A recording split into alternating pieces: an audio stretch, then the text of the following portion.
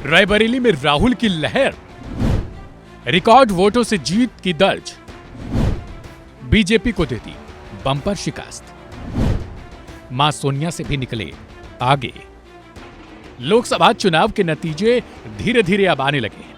कई सीटों पर उम्मीदवारों की जीत का ऐलान तक कर दिया गया है। इनमें शिवराज सिंह चौहान और अमित शाह की जीत सबसे बड़ी विक्ट्री में से एक मानी जा रही है। लेकिन इन लोगों को अभी साइड रखते हैं, क्योंकि बात करेंगे रायबरेली की। एनडीए इस वक्त जरूर आगे है, लेकिन इंडिया गठबंधन भी चुनाव में पहले से बेहतर स्थिति में, यानी कुल मिलाकर अब देश में एक मजबूत विपक्ष भी सामने आएगा। एनडीए जहां 299 सीटों के आसपास आगे है, तो दूसरी तरफ रायबरेली में कांग्रेस नेता राहुल गांधी ने कमाल किया है। साल 2019 में अपनी मां सोनिया गांधी के जीत के अंतर से अधिक मतों की बढ़त को उन्होंने बरकरार रखा है। निर्वाचन आयोग द्वारा जारी आंकड़ों के मुताबिक रायबरेली सीट से पहली बार चुनाव लड़ रहे कांग्रेस नेता राहुल गांधी ने भारतीय जनता पार्टी के उम्मीदवार दिनेश प्रताप सिंह से 2 लाख से ज्यादा मतों की बढ़त बना ली। हालांकि बीजेपी के प्रत्याशी ने रायबरेली से माफी मांगते हुए खुद ही अपनी हार को स्वीकार कर लिया है।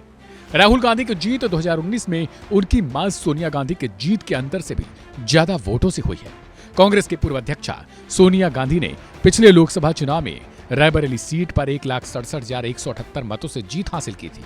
पिछली बार भी दूसरे स्थान पर भाजपा के दिनेश प्रताप सिंह ही रहे थे और उन्हें 3,67,740 मत हासिल हुए थे। बता दें कि राहुल गांधी साल 2004 से 2019 तक अमेठी से कांग्रेस के सांसद रहे, लेकिन पिछले लोकसभा चुनाव में उन्हें अमेठी से भारतीय जनता पार्टी की स्मृति ईरानी के हाथों पराजय का सामना करना पड़ा था।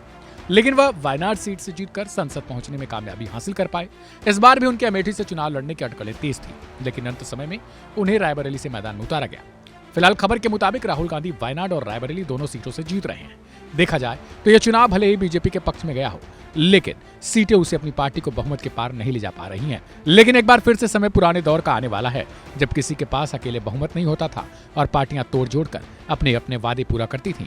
हर महीने और हर साल दोबारा लोकसभा चुनाव तक की स्थिति आ जाती थी।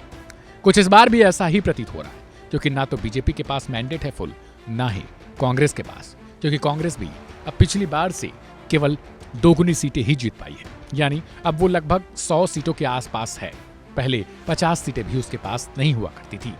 लेकिन अब अच्छी खबर ये निकलकर सामने आई है कि देश में एक जहां मजबूत विपक्ष होगा, तो दूसरी तरफ एक सरकार भी होगी। हालांकि वो सरकार बिना बहुमत वाली होगी।